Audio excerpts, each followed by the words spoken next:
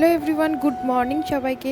তো আজকের ভিডিওটা একটু অন্যরকম। অনেক দিন ধরে ভেবেছিলাম ডেইলি ব্লগ শেয়ার করবো তোমাদের সাথে, তো সেই কারণে সেরকমই একটা ভিডিও নিয়ে চলে এসেছি। তো চলিয়ে শুরু করতে হ্যাঁ। আমি যেগুলো করি সারাদিন, তো সেগুলোই তোমাদের সাথে যেহেতু শেয়ার করব, তাই সকাল থেকে যা যা করছি সেগুলো দিয়ে শুরু করলাম।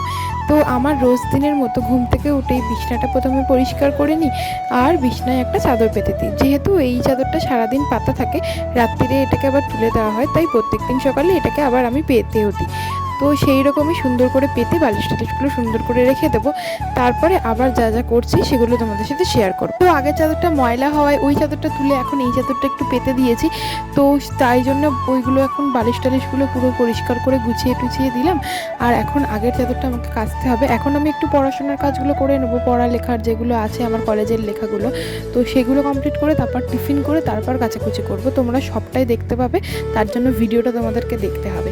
আর আমার আজকে অনেকটা লেখার কাজ আছে, তো হয়ে যাবে, অসুবিধা নেই। এই যে এত কটা লেখা আমার ছিল, এখন ফাইনালি কমপ্লিট হয়ে গেছে। চলো তাহলে এখন কাচাকুচিগুলো করে নিই। পড়া কমপ্লিট করে আমি টিফিনও করে নিই, কিন্তু সেটার আর ভিডিও আমি করিনি, কারণ খাওয়ার সময় আমি ভিডিও করাটা খুব একটা পছন্দ করি না বলে তোমাদের সাথে শেয়ার করতে পারলাম না। আর এখন এই চাদরটা কেচে নেবো। এই চাদরটা তো মানে পাতা ছিল, যেহেতু একটু ময়লা তো হয়, তো সে কারণে আমি এটা আজকের কেচে দিচ্ছি। আর ওই আর একটা চাদর পেতে দিয়েছি। তো চলো এটাকে কেচে নিই। আর আজকের ওয়েদারটা জানো তো, মানে একটু মেঘলা মেঘলা করে আছে, আর খুব হাওয়া দিচ্ছে। তোমাদের সাথে শেয়ার করছি, তারা এটা একটু গুলে নিই। তো দেখো কি সুন্দর হাওয়া দিচ্ছে। তো চারিদিকে এত সুন্দর হাওয়া দিচ্ছে না, কি বলবো, এমনি খুবই ঠান্ডা ঠান্ডা ওয়েদার হয়ে আছে। তো ওই চাদরটাকে কেচে দিয়ে তারপরে তোমাদের সাথে আবার দেখা করব। কেচে মেলে দিয়ে আসতে হবে ছাদে, আর তারপরে আমি স্নান টানগুলো কমপ্লিট করব। স্নান খাওয়া করে তারপর আবার তোমাদের সাথে কথা বলতে আসবো। তো চলো একটু তাড়াতাড়ি কেচে নিই। আর এখন ফাইনালি আমার স্নান, দুপুরের খাবার সবই কমপ্লিট হয়ে গেছে।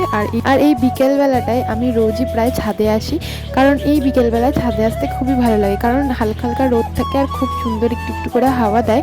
আর সব পাখিরা না কি সুন্দর বাড়ি ফিরে যায়, দেখবে এক জায়গায় বসে ওর দিকে তাকিয়ে থাকতে থাকতে কখন সময় কেটে যায় বোঝাই যায় না। আর আজকে তো মেঘলা করে আছে, একদমই রোদ নেই, হাওয়াটা দিচ্ছে। আর সাথে করে আমি লেবুটা কেটে নিয়ে এসেছি। আমার এই জায়গাটা খুবই প্রিয় হলেও এই খাবারটা না আমার সত্যি একদমই প্রিয় না।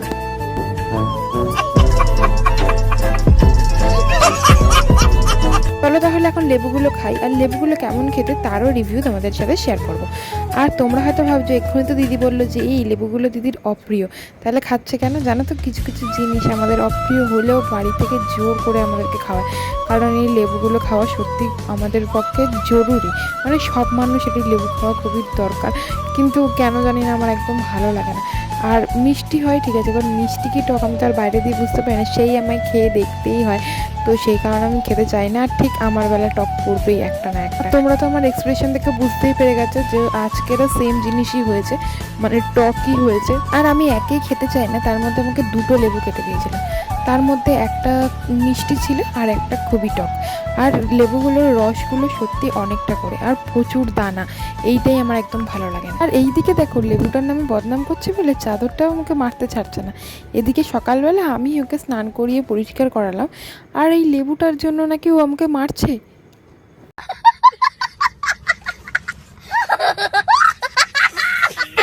মানে জাস্ট ভাবাই যায় না, আমি যে ওর জন্য এত কিছু করলাম সেটাতে ওর কোনো ইয়ে নেই, লেবুটার জন্য নাকি ওর এত দরদ হচ্ছে।